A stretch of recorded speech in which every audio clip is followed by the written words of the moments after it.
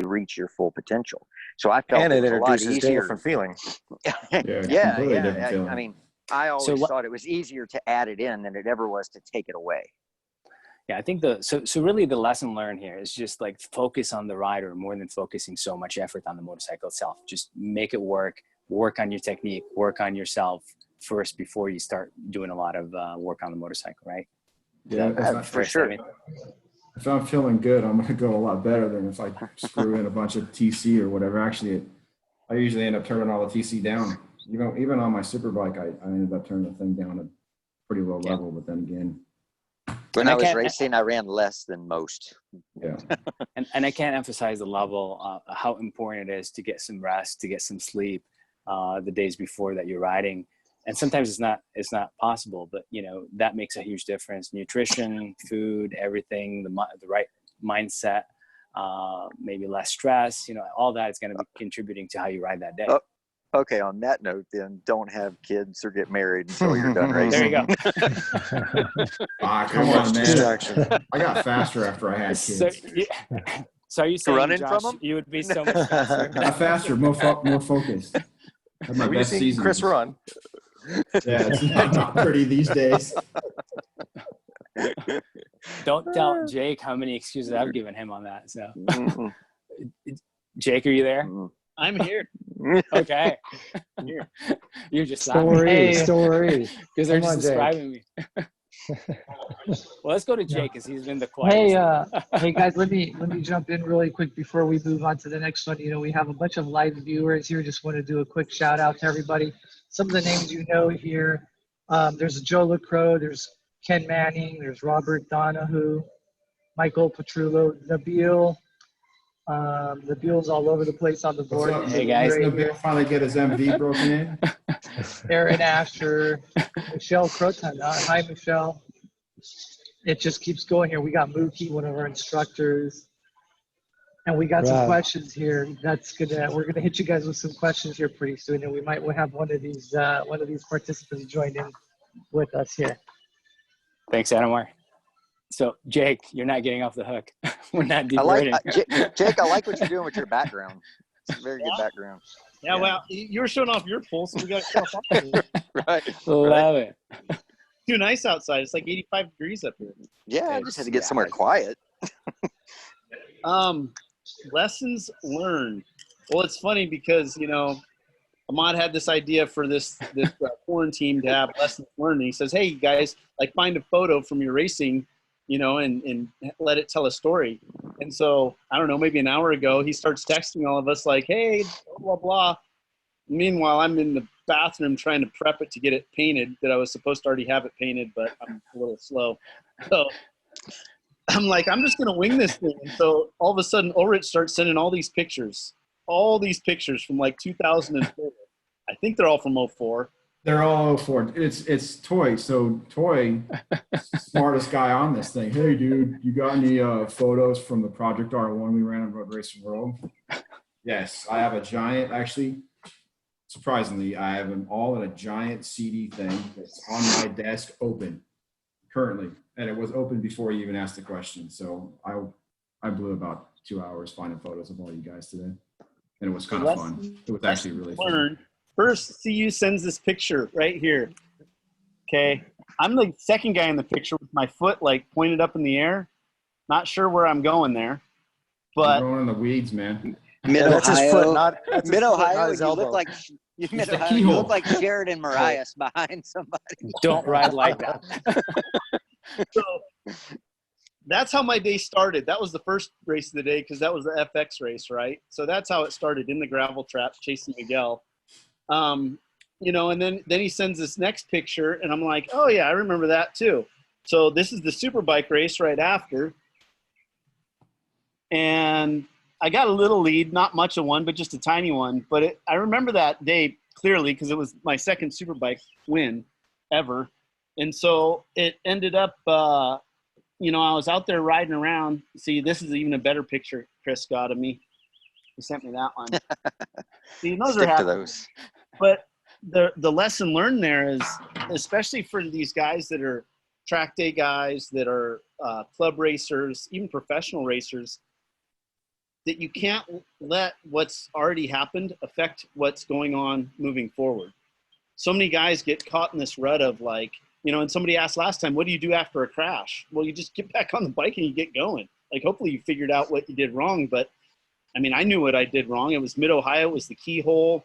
I got the front wheel stuck in a little bit of a seam. I'd been overriding the thing, trying to keep up because our FX bike was down on horsepower that year and whatever. Like, I crashed, but I knew going into the Superbike race that I had a really good shot of winning that race. Like, I always loved going to Mid-Ohio. I always had good results there. And that season that was my rookie season on the Superbike. And it was just like, I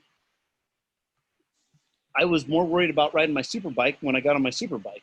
When I was on my FX bike, I was worried about riding the FX bike, but I didn't like let one bike or what was happening with one bike affect what was going on with the other one. Because to me, they were two completely separate things. And so I think the big takeaway is always stay in the moment. Like, stay right. If you're in the moment, when you're on the track, you know, you forget everything else that's going on or happened to that point, right? You need to be in tune and in focus with what's going on. And I mean, that, for me, that's not really just racing. That's a lot of my lifestyle anyways. Like, I'm just not too worried about what's going on in front of me, what's going on behind me. I'm kind of right here, right now. Just like when you asked Imad, like, hey, you're pretty quiet over there, Jay-Z. Are you prepared? I'm like, I'll just wing it. Like, I'll do it when I'm like, I'll figure it out as I'm going. So that's just me. And I know a lot of people don't work that way. My wife drives her nuts. The way I am drives her completely nuts because she wants everything planned 6 months from now to a T, to the minute. Like, she's got a schedule she keeps, and she's like, I have to know what's going on at all times of the day. Like, I'm just like, yeah, whatever. So Jake, so some people can do that and others can't, like you said. Is there any advice that you can give to the ones that cannot do that? How would they do it? Like, what do you recommend? How do you, maybe it's easier, at least let's just not focus on how to run in their lives, but at least when riding a motorcycle, is there any advice that you can give to make people go and put themselves in the moment? Like, really, is there any exercises, anything they need to do, or like, what can they do? It depends on the person, right? Like I know some guys that ride listening to music, which I could never do. Like, I could never ride on the track listening to music. Like, I'd be completely tuned out. But for some people, that clears their mind. Like, I know a guy who does that, and I'm like, man, how do you do that? And he's like, well, it makes my mind stop thinking about all this other stuff. Like, if I just hear the music playing, then I'm just riding. So the biggest thing is, for me, I would just say that it is so important and so critical, especially riding a motorcycle, because there are a lot of inherent dangers, whether you're on the track, whether you're on the street, whatever, with riding motorcycles. If you're riding your dirt bike, riding motocross, like, there's so many things that can happen that you really need to be in tune and focused and in the moment and paying attention to what's going on. Like, if you're worried about what happened at work last week and you're thinking, like, going Fontana is a great example, right? Like, that's where we ride at Fast Track. Going into turn one, if you're on a 1000cc motorcycle, you're approaching that corner, depending on where you shut off, from 160 to 180 mile an hour. And if you're on a super bike and racing, it's even faster. So in that split second, if I'm thinking, man, did I remember to make my mortgage payment last week? Oh man, did the insurance get, by the time one of those thoughts even starts to happen in your head, you already missed the corner. I think there's a few keys to that, actually, to the recovering from an accident and understanding how to get back to it. And one thing that professionals have in their corner is that we're very proficient and we have a lot of practice at it. We've had a lot of repetition and we have incredible consistency. So when we make mistakes, we can understand the how and why. And then also there's the understanding and being honest with yourself about it. Like, man, I was kind of asking for it and it bit me. I know how to not do that again. When guys go out and immediately jump over their level and make some silly mistake and they go, I don't understand why this happens, those are going to be hard to bounce back from. And I think that with us, there's the mechanical side of things, right? Like, if a mistake gets made by a mechanic, if you have blind trust in that mechanic anyway, you can bounce back from that and go right back to square one. Eric, tell me if I'm wrong, but I seem to remember a time where Dunlops were a little unfriendly. I think you had a D-cell high side on a factory Honda at Daytona that had a pretty big effect for quite a while on you, because it was something that, we don't understand why that thing flicked you on an outlap. and it's hard to bounce back from something that you don't understand. Where if you just make a mistake and you go, oh shit, I know how not to do that again, you just move on with it. Yeah, that's exactly it. It's funny. I actually have the photo right here, if you can see it. And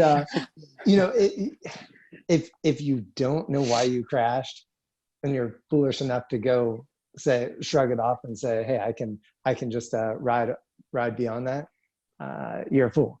So for most all of us, I would say for everyone, all the riders here, we've all won a race within 2 hours of having a pretty big crash. And the reason is because we all knew exactly why we crashed. Like you said, Josh, like we asked a little too much, but we were able to rationalize why we crashed and say, hey, I asked for it, or the bike let me down. We'll make some changes, and then you go about your way. And it's true, when you have something that a crash happens that you really are not able to process and understand why it happened, it rattles you, and it rattles you for a long time.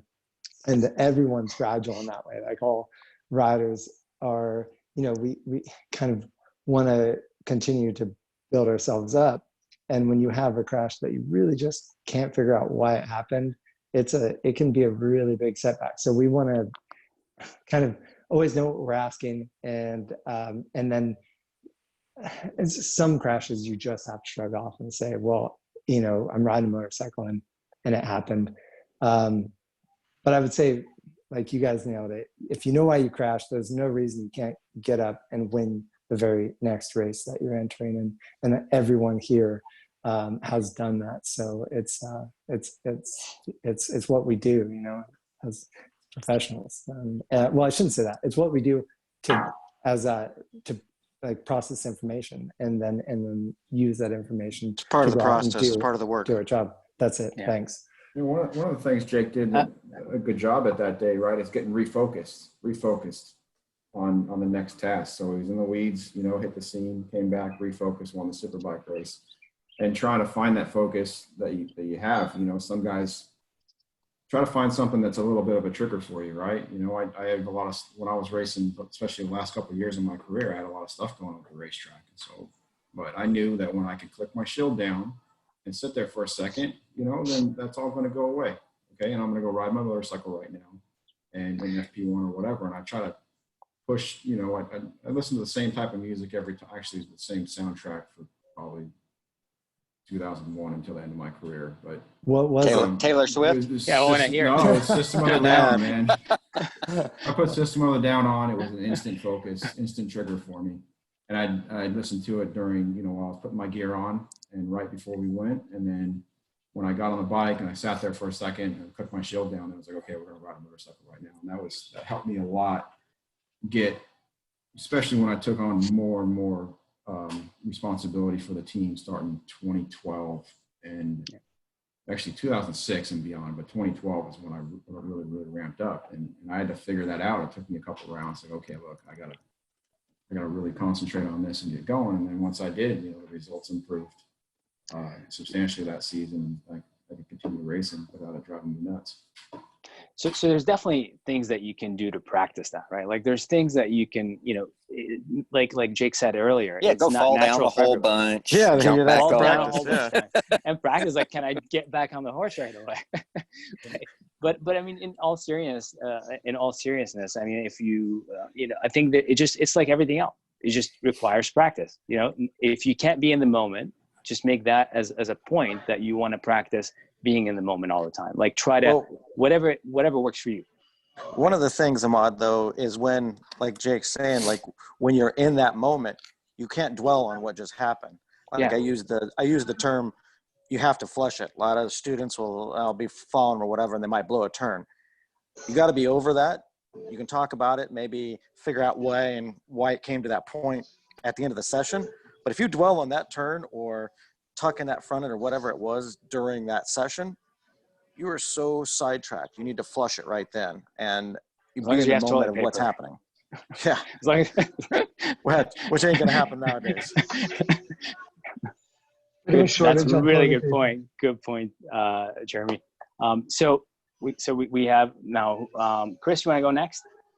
Yeah, sure. Let me see if I can get this. Because I know you have a ton of pictures. I had, but then I saw one with you with the ice pack. What's going on there?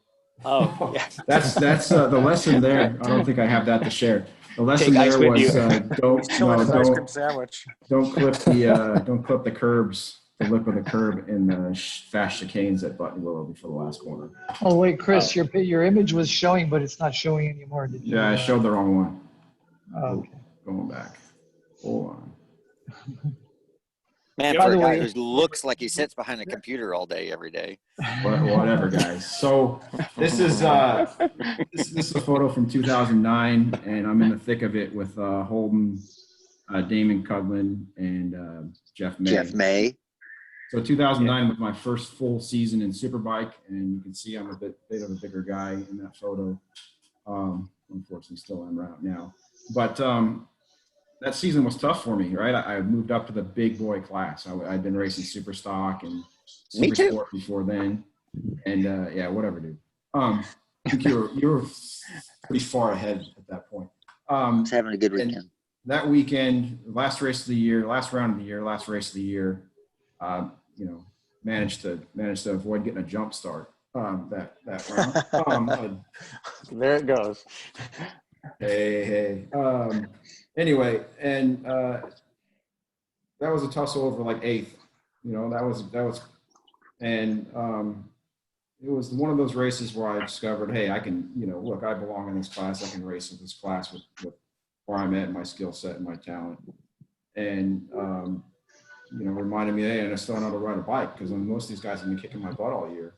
And it was focused me into the off season. I went home and we improved the bike, but I went home and lost a bunch of weight. Actually, I was lost 20 pounds and came out swinging the next year. And then we'll see the next photo,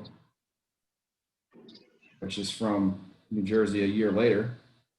I think A lot more comfortable. Well, yeah, looking pretty good, but I did deposit this thing in the last corner of that race, but we'll focus on the positive. That was a tussle over fourth and fifth. I was in that group actually before everything went bad. So I was right behind Tommy Hayden when I crashed.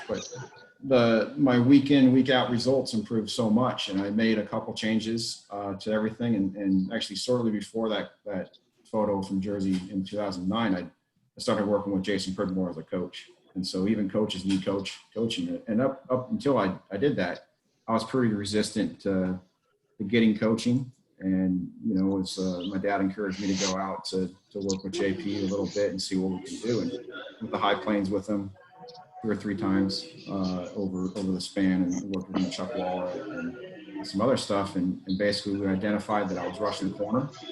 And so I worked on that on an SV 650. Worked on it. And from the time I went to the first session until I really started ripping was it was quite a while, like 6 months before it really took. And then, we started making improvements. And so a lot of hard work, good coaching, some fitness, and then I was right up there racing with some guys. I actually had a better photo that had me leading Jay-Z, but it didn't download correctly because it was but Jay-Z sent you a virus to make sure it disappears off your computer. The lesson learned was even if you're racing at the professional level, you still need a coach. And even today, right, I got access to Josh, I got access to Jake or Jeremy or Eric. And it's always good to I'm out there coaching guys, but then, when I'm going to go ride by myself, which I got to do at a high level for the magazine, maybe I'm not feeling it that day, or I haven't ridden by myself in a while, because most of the riding I do is 2-seater stuff now, and I need a couple tips. Like, hey man, try this, try that, and you run it off somebody, you can improve your craft. Chris and I kind of went through this at Jerez recently. Yeah, thanks, buddy.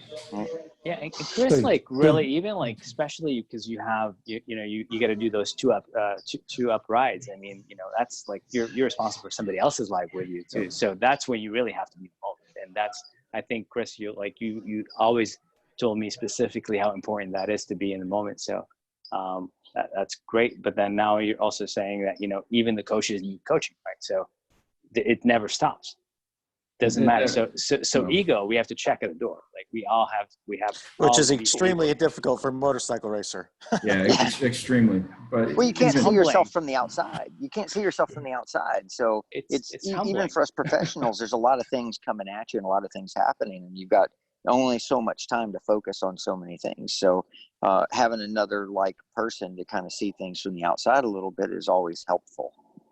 Yeah, no, absolutely. Accepting that help is hard sometimes. Yep. Hey guys, Well, hold that thought. We have a couple of bombers in here with us. We got Joe LaCroix and Waleed. You guys might recognize some of these guys. Say hello to Waleed and Joe. Hey. What's up, going guys? on, fellas? Hey guys. Hey. How's it going? Good. You guys ready to ride some bikes? Hell yeah, I'm not always. talking about those.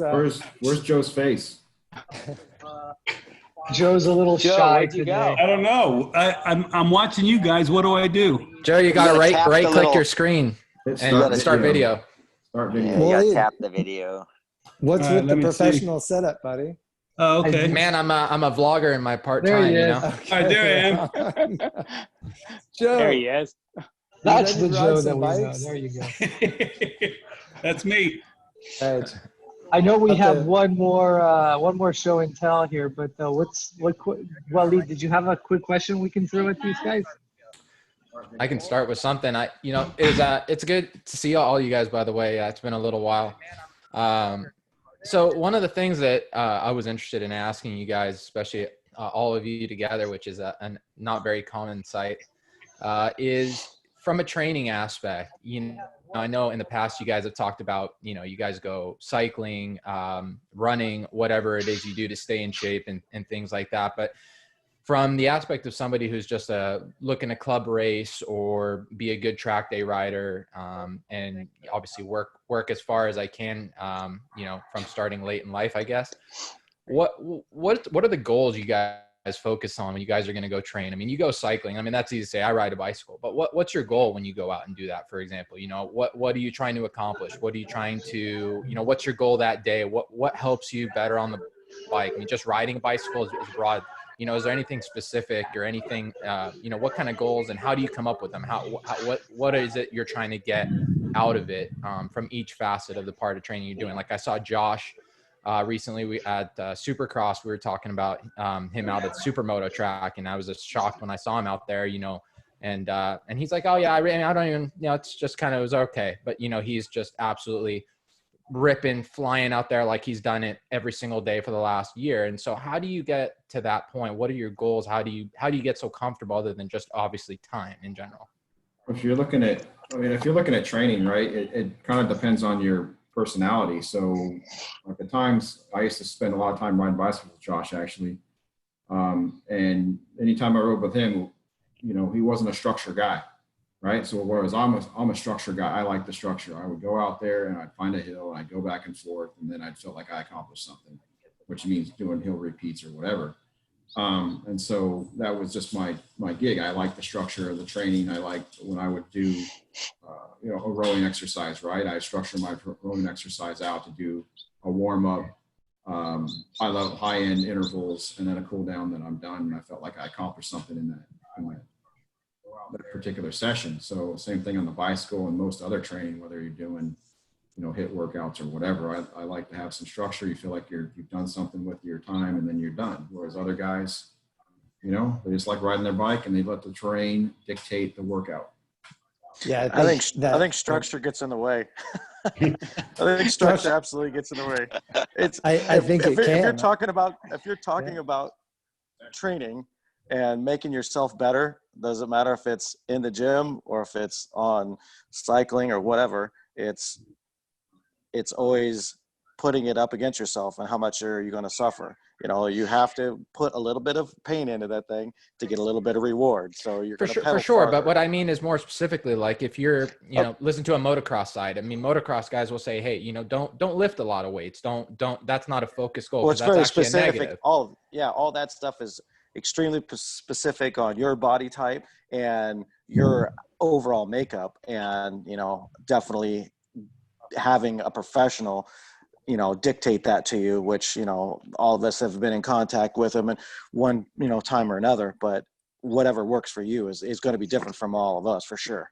So Well, let me say, oh, sorry, Eric, if you want to no, go. you go. You're good. You're good. Go, Josh. I was going to say, look, Eric's a pretty phenomenal cyclist, and I did a ton of cycling, and will probably never ride at the level that Eric was able to ride at. But let me say, as far as like training to race a motorcycle professionally, there is no better way to train for that than riding a motorcycle. Even cross training, riding motocross or riding dirt track or whatever you can. I think that anytime you spend balanced on two wheels and working controls, you're adding tools to be able to ride a road race bike better. Which is exercise. Yeah, but cycling, what appealed to about cycling to me and how I used it for goal-oriented work was there was a couple of benefits to it. I loved being on two wheels, zero impact, so I could do it with just about any injury anywhere in the world at any time. It was pretty simple and easy to go do, and I could ride from my home on a road bike. I didn't mountain bike much. I primarily rode the road bikes. I didn't ride on a structured plan of go out and do this many intervals or that many intervals, but I did have a plan. I rode a lot of hours, and I picked my days for intensity where I'd go jump on some gnarly group rides that I had here in Southern California and put in the work. But I got out every day and treated it like it was work. I can tell you there were a lot of mornings where I rolled out of my house in the 50s and raining, and I said, yeah, I don't think any of the guys I'm racing against would go out today, and I'm going to go out and I'm going to do the work. And I'd put in a ton of miles, and I would just go to work. And for me, the big goal was it kept me small because I was a pretty big guy. I didn't want to gain weight. Everybody I raced was considerably smaller than me. And I felt like technique was more important than strength on a road race bike. My wife can go pretty fast. Danny Pedrosa goes pretty fast. I don't need to be massive to be able to ride a super bike good. So I was able to strip weight by doing that and still eat anything I want because my diet was my weakest point in my training program. And, but every time we ever went out on the grid, on the pre-grid, I was always the first one back because I always have a nervous tingle. So I got to run to the Porta-John, and I would pop back out, and I'd be walking back down, and I'd look out over the entire grid and see everybody out there. And I knew how many hours I had put in. I knew how much work I had done. And I could honestly look for myself on that whole grid and say, okay, there's not a single person here that's worked harder than me or deserves this more than me. I deserve it at least as much as these guys do. And I could keep myself in a good frame of mind to go out and go for it and ride that way. And if I believed it, I acted accordingly. And that was the benefit of cycling and training for me. What you're saying, Josh, is what was your biggest key for that exercise? It wasn't exercising your cardio; it was exercising your brain. His work. And you were so positive that you did it that you're mentally focused and ready to dominate. And that's I put in more work than anybody did. I deserve it as much as anybody. And that's what he's exercising. And if that was where he needed it, that's exactly where where there were other great benefits that came along with it. For sure. Good endurance, building your endurance and all these things to be able to handle a long weekend. But the fact that it was also zero impact, when I busted up my hands and my fingers were broken, I could still ride my bicycle. Go, as embarrassing as it was, put some aero bars on my road bike and get out. I could do something, still turn them over. Bad weather, I could ride a trainer or rollers. I had options. And there were what can I add one little and point? maybe sorry, I just, if I could just let Eric also, he was in the middle of saying something, if you want to. Yeah, I think the big point on all of this is being able to move freely on the bike and have that mental edge. So the training comes in twofold there with keeping injuries minimized. If your BMI is too high and you hit the ground, you're going to hit the ground harder, right? So by being small and fit, your musculature is going to help hold your structure together. So you really are in a better position to crash. And then you have that mental focus side, which is ultimately the name of our game. Absolutely. Right. Thanks. Waleed, Thanks. Train using whatever floats your boat, man. It's just So, me. and I think, sorry, go ahead, Jay-Z. So, Waleed, I think there's two things here. One is, are you asking from a professional standpoint, or are you asking for what can you do in your riding as far as physical training to get better? So I think I'm asking from a non-professional standpoint. And the reason I'm asking this question, if I could just elaborate a little bit, is, we go to the track, and just from my perspective, a track day guy, let's say. And of course, my goal every time is to get better. And without ready access to the racetrack all the time, it's something that, we maybe once a month or once every other month, really, which is very infrequent. And yet we go out to the track and we want to see ourselves improve each time, but with such an infrequent basis to a track. And really, once you learn to ride a racetrack, it's very hard to go and say practice on the road. So it's kind of an impractical thing to do. So you try to find, something that is relatable, which, say dirt biking, motocross tracks, mountain biking, road biking. Those are the types of things that we have much easier access to. So I think for majority of people, we're trying to understand, we hear it from you guys, but it's so different the way that at least I hear it, because it sounds so easy, it sounds like something that, you're putting in the work. But for me, and the way I think, and I know Jeremy's probably listening because I've worked with him the most, I think, and he gets it. I'm definitely need to have a full mental grasp. Like, why am I doing this? What is it that I'm trying to get out of it? How does that translate? And even add a little bit is like going out into the racetrack. And Chris mentioned this, that sometimes even the coaches need coaching. And, I would go out to, say, Auto Club Speedway. I put in hundreds of laps, and I would see my times kind of progress with a little bit of training, hit a wall, progress a little bit. And then you get to a point where, like, you feel that nothing's changing. So you're asking yourself, can I do more at home? How can I, where can I improve as a recreational rider who doesn't have open access? What is it that I can do to improve? But there's also little things in the training, like, for example, on a recent track day, I was working with Jeremy, in fact, and we were wearing during the academy, we were using those mouthpieces so I could hear my coach talking to me. And, I've done this lap 100 times, and Jeremy just made one comment to me, and I couldn't even respond. I could just hear him. And he makes one comment to me going into turn 2 a fast track, and he tells me where to put my tire on the line and why. And he says, there's grip, this type of grip here and this type of grip there. Something I'd never have thought of. And right there was a second in my lap times. And little things like that, I'm thinking there's got to be outside of the racetrack that an average guy can go do something.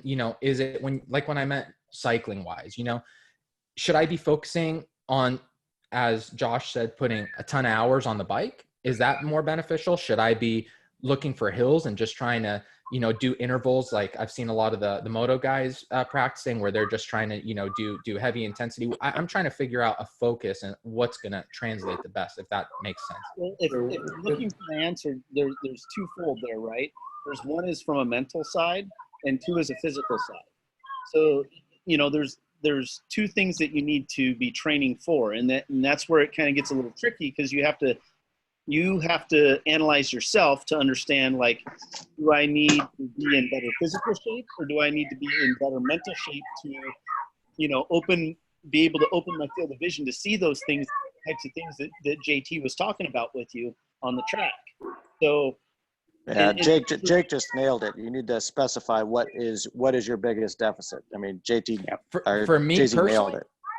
I mean, for me personally, I would say without question, it's a combination of both. But I think in Ontario, it's probably more mental, because I think when I'm riding, especially when I'm riding, to be honest with you, with I love riding with you guys, knowing, especially seeing the potential of what can be done. I'm always questioning, I'm worried about, is my setup right and all that, but then I see another too much, man. Yeah, for sure. Stop thinking so much, and simplify it a little bit. Hang on a second. So everybody in this meeting right here, right? started a long time ago. And I can honestly tell you that now accessibility to the racetrack is better for you than it ever was for any of us. Oh yeah. Big time. And so you have the ability to go out and do that. But I tell you what else that every one of us did was when we started racing, we raced. And when we weren't racing, we went out and watched other guys that we respected to see what they were doing. And we actually paid attention to what we could learn from those guys. Most guys that I see at the racetrack go out and do their laps, and then they go back and they sit down and they get their drink and they don't move. And I typically went back out to watch and see what the guys that I wanted to be riding like were doing when they were on track. So I think there's a lot to be learned by just going out and watching and paying attention to it. So, yeah, Absolutely. You can use video maybe, too, right? And as far as that goes, you can watch some technique. There's plenty of onboard footage of guys and not only listen to it. And not only accessibility to the track now, but it's also accessibility to coaching. Like all of you guys, you know, I mean, this is not something that was available to even when I was started riding. You know, so that's just amazing. So yeah, there is no substitute for seat time. Seat time. Yes, yes, 100%. It's there's the twofold to that, right? Is the physical and the mental, but you know, even if you're saying it's the mental side that you need to work on, as soon as you physically get worn down, your mental side goes out the window. Right. So you need to be physically fit. Kind of both. Right. So to answer your questions from what I would say, from the physical side of training, you need to do what you can do consistently. I mean, all of the guys on the panel here, we're all professional racers, and that's what we were getting paid. Don't say all, not all. Well, not all, but no. we were going out to train so we could go race. Like that was our job, right? Like Josh was saying, like that was your job, was just to be ready to race. And so it's a little different for a guy who's got a job to do. I don't know if you have family, whatever. Like there's a lot of other responsibilities that come into most people's lives that kind of cuts their time and ability to. They can't go on a 4-hour bicycle ride every day, you know? Yeah. So you have to do what works for you and what you can do consistently. If you can consistently get 30 minutes in a day, then do 30 minutes a day. But the consistency of doing it is going to build the endurance, right? Like it doesn't do you any good to go do a 4-hour bicycle ride today and then sit on your ass for a month and then go, oh man, I think I should pull that bicycle out again. Like, you're gaining nothing. I started this thing for me as a guy with a job who went club racing. So the fact that I made it where I did was pretty amazing in itself. But at the time, track days were not available to you. So there was only, if you wanted to be on the racetrack, you go take a school and you go to the racetrack and you race and you grit up. And the thing that I did was I gritted up as much as I could. And I honestly think that if you put yourself in a race, and this may not be popular with Imad, sorry, but I know you're trying. Yeah, and I'm fine. I promote racing also. I love racing. You put yourself. We all in do. a That's race, why we do this. But you're going to see a lot of different things in people at similar levels and slightly above your level, and you're going to find that you don't like watching guys do that, so you try to figure it out. And we all on this panel. We got some coaching later on, I feel like, but in the early days, most of what we had to do was just go out there and kind of figure it out. And we watched what other people were doing that we were racing with and saw something that we liked, and then we tried to mimic that. And it began that way. And the more times I could grid myself up and put myself out there, the more opportunities I had to improve. Hey, and Josh, so, and just talking about that, how many times, so we'll go back, way back, 1996, 97, 98, how many races did you do per season, including endurance races? The most riding I ever did, I did 17 race weekends back then. You know, when I became a pro, or like when I went to AMA Pro Racing and I only raced 10 or 12 weekends in a year, I was like, I hardly ride. I was riding like 17 to 20 weekends a year of club racing.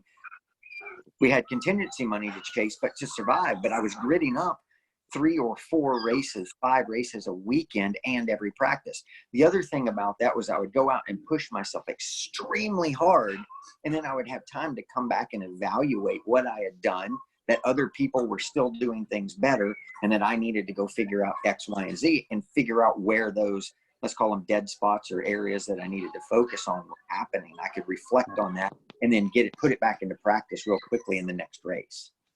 Imagine that, though. So- 17 race weekends, 17 to 20 race It's a lot of weekends work. in the season. That's a lot of racing, a lot of time to hone your craft. And then, you know, you're lucky. How many track days do you get to do a year, Wally?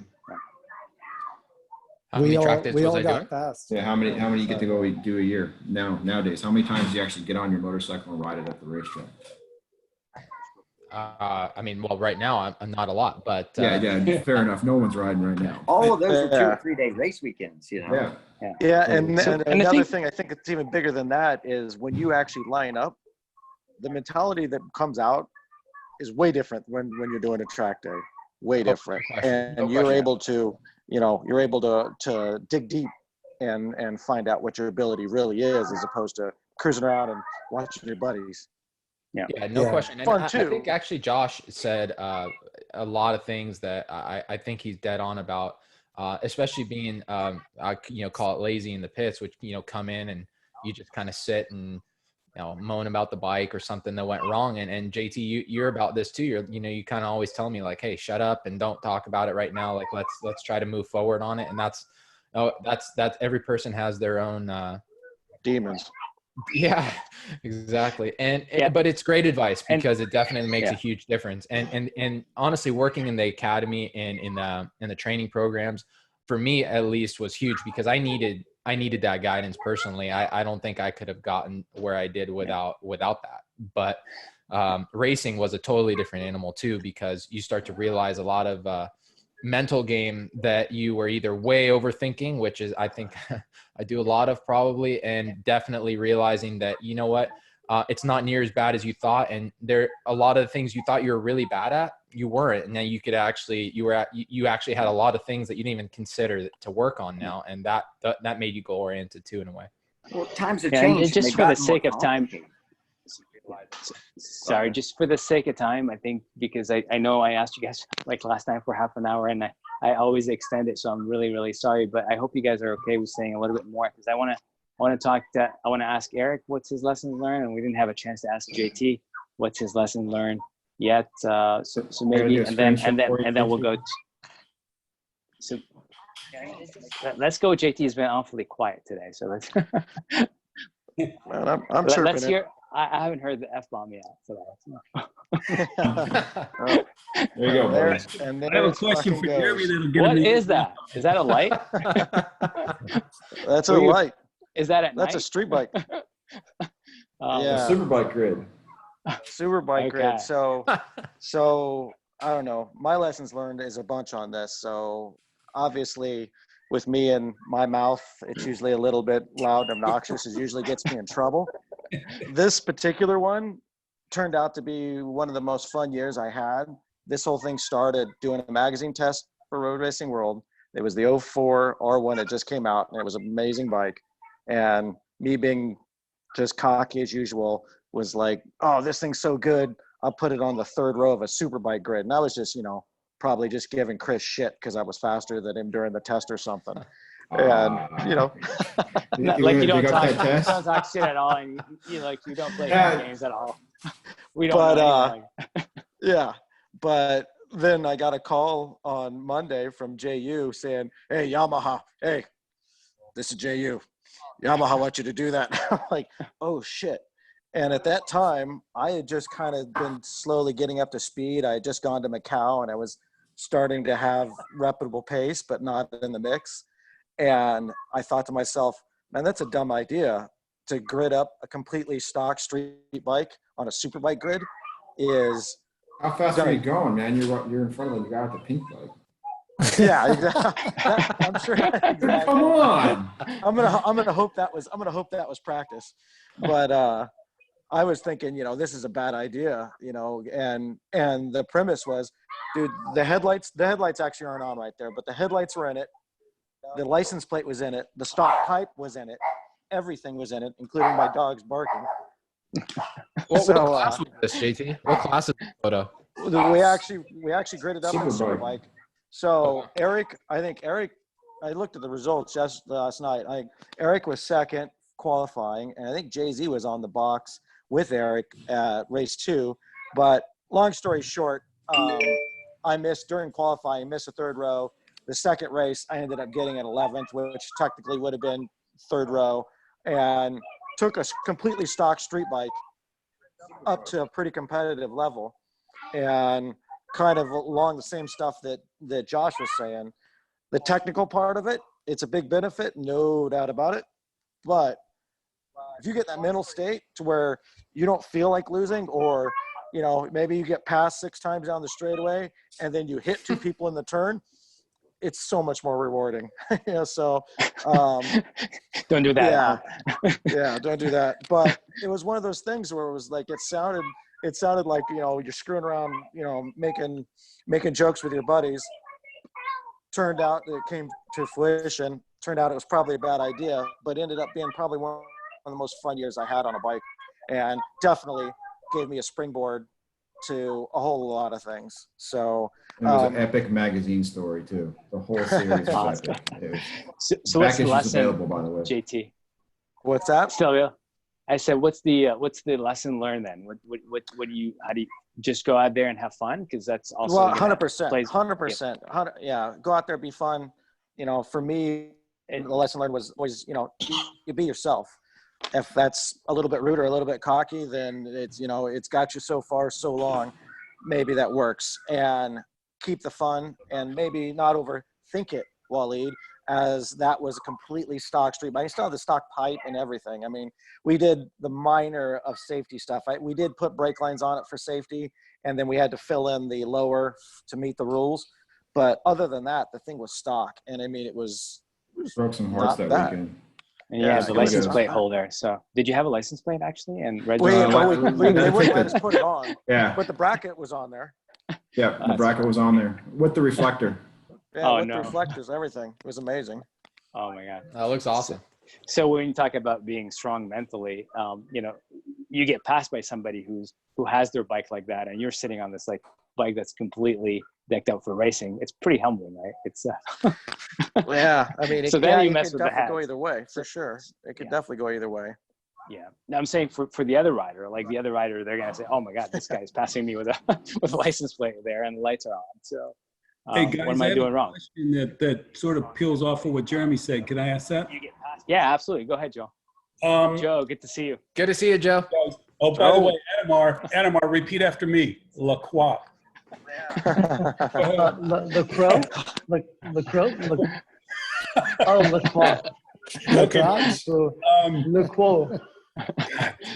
Okay, so I want to see, Jeremy was talking about being on a stock bike and being faster, and I am looking at different bikes, and I think a lot of people probably have this question, and that is, I've ridden recently a bike that is brutally fast, somebody's bike, and then somebody else's bike that is easy to go fast on.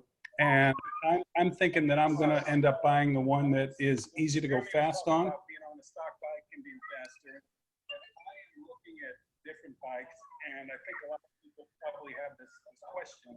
Oh, I got a delay. Okay. Yeah, you have to. So you need to turn off the other one. Just talk and don't worry about the delay. So. Oh. Yeah, I think we're hearing you fine though. Yeah, we're hearing fine. Just go ahead. Okay. You sound fine. You look even better. I'm looking at two different bikes. One is brutally fast, and the other one is easier to go fast on. And I'm pretty sure that the easier to go fast on one is going to be easier for me. But with my times, and I think a lot of people fit into this segment, at Fontana, depending on how focused and lazy I am, I run between 35, 6s, and 40s. And I could do that from literally one lap to the next. So my question is, I've ridden one of the bikes in a electronic suspension configuration and in the normal suspension configuration. And I believe at my pace, it doesn't matter which one I get because I'm not going to outride either one of them. And I'm thinking that I need to just figure out which one is more comfortable for me and which one I'm going to have the most fun on, because I don't believe at my pace I can go faster than the electronic suspension can allow. And I also don't think that I can go faster than the stock suspension will allow either. I know you guys can outride that. So I'm curious what your thoughts are as far as, do you just go with which one's more comfortable, or do you think in that pace range, one of them will be more beneficial than the other? I think there's two parts. There's two parts of that. And I definitely, my vote is always for comfort, because once you're able to digest and talk to your motorcycle, you're able to go quicker, not only quicker, but safer. And the only little thing that I can give you with the electronic suspension is stuff that comes off a showroom floor is pretty amazing nowadays.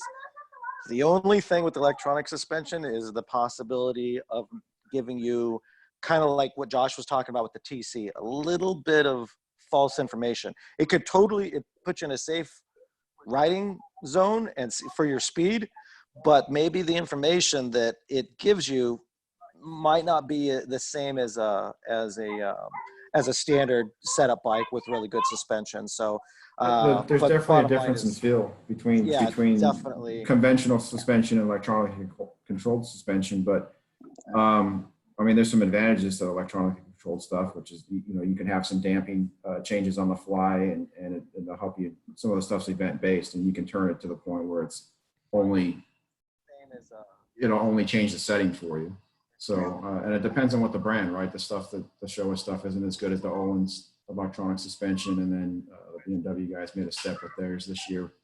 But it depends on the brand. For sure, going back to the first part of the question is brutally fast bike to bike that's a little bit more mellow, man. More mellow all day long, because your head's not going to explode as much. You're going to be able to ride it as harder, more consistently. And I just went through a group of press launches recently where it was like Ducati V2, Ducati V4 S, and 1290 Super Duke R.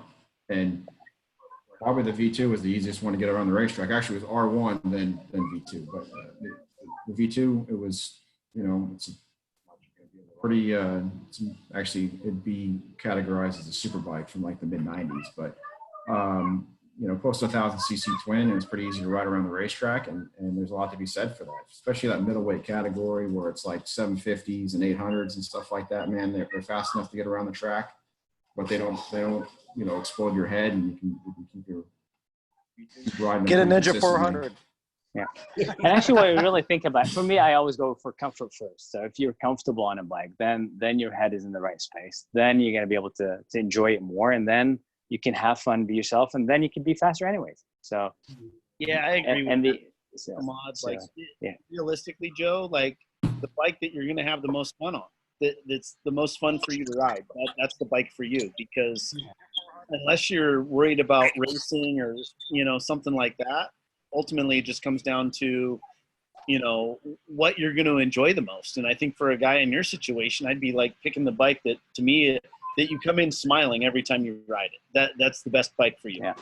Yeah. Well, I think that I've settled on the easier to ride one. Now it's just dissecting that into the electronic or standard suspension. So that's where. Hey, Eric, so do you think you can piggyback on this? With, It's perhaps your. It's the perfect segue. Plus, my girls are waiting for me for dinner. So yes, sorry, Eric. So it'll be really sorry. It'll be short and sweet. This was a race weekend at Laguna Seca, and it wasn't one of those weekends where I tried particularly hard. It just was fun, and when that's like the reason we all do this, right? You can overthink it, but listening to everyone's stories, it always comes back to, you ride the bike, you get the good sensations from the bike, and it ends up being the most fun thing you can possibly do. This particular weekend, Ben and I were kind of like duking out in World Superbike a little bit. The AMA race went really well. World Superbike race went really well, and it's at no point I was kind of like anxious about what was going on, other than this was like every weekend or every day of my life, which I was kind of just competing against my brother, and really enjoying that feedback from the bike, and that competitive spirit. And I think for all of us, we've really gotten fast from races. You know, that's you rise to the talent around you, and without that, you know, I think, you know, my best time on any given racetrack would have been 10 seconds slower if I didn't have, you know, guys like you guys around me to race and make me better. So thanks for that. And but really, it really comes down to the joy of riding, and I think that's what will keep us around motorcycles for a long time. We can push and put a lot of pressure on ourselves to perform, and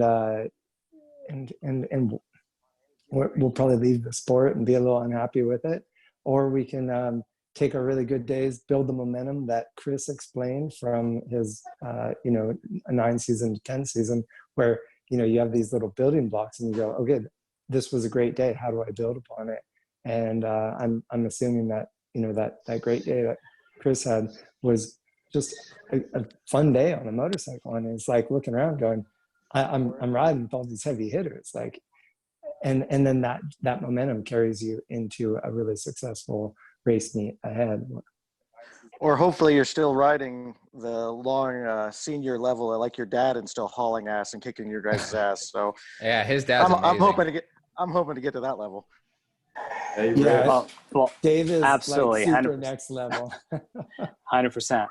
Hey, I thank you, Eric. That was like perfect. So basically, you know, if we just to recap, you know, it's being in the moment, not pointing fingers at the motorcycle, being in the right headspace, being able to have fun, you know, focus on the things that do matter, and most importantly, like try to ride with people that are even, you know, heavy hitters, as you said, Eric, or, you know, people that are going to raise up your talent to the next level.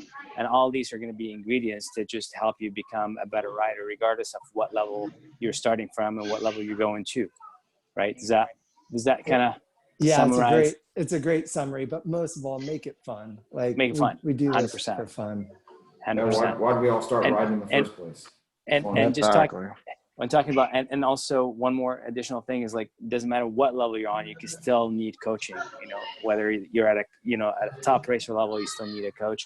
So always never have too much pride or too much ego that doesn't allow you to continue on progressing no matter what level you're riding at. So in summary, maybe we'll just, if you guys don't mind, like, speaking of fun, Eric, you know, we said it's going to be half an hour, and now we're like a little over an hour. So I'm really, really sorry, guys. But maybe if we can just take one more question from the audience, the viewers that are, Ademar, if you have any, otherwise we can just wrap it up. But if there's one question that you want to ask, we just take one question and then we'll wrap it, if that's okay with everyone. Yeah, you know, what I'm getting at is a lot of supporters online here. Everybody, a lot of fans. Mentioning Brian Rodriguez, you're mentioning it was awesome watching Eric and Ben race in those days, and then also getting a lot of support with Josh Hayes here, so that was really cool. And you know, I actually had one question myself for Josh, and maybe we can make this quick, but Josh, you've won four Superbike championships at AMA and Moto America, I think it was, and it would have been 5, but what's up with all those jump starts, man? Get it started on jump starts. We can talk about this for a long time. Yeah, we'd both have to extend the whole thing. I have to plug in my part iPad. about that whole season, right? That whole 2013 season.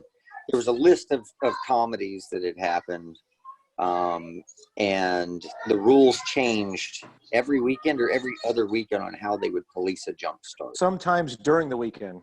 And sometimes whether or not you pissed the guy off on Saturday morning. So I got a jump start. They gave me the time. Or if you pissed off time, still won the race. You know, and then I got a jump start, and I think at Ohio they waited till 5 to go to tell me I had a 5-second penalty, and I was at +0 with Josh Heron. I ended up losing. I got second because I was 4.7 in the lead in the last 5 laps, something like that. But you know, like. The list was long, and then New Jersey was probably the worst because I had just while I was finding the clutch, where I was finding the engagement point of the clutch, I had a little movement, and I was stopped long before the light went on, and they decided I had jumped the start. I did the exact same thing the next day, and they didn't give me a jump start. And I screamed at them like, hey, what did "Where's my McGrath jump tell start?" you?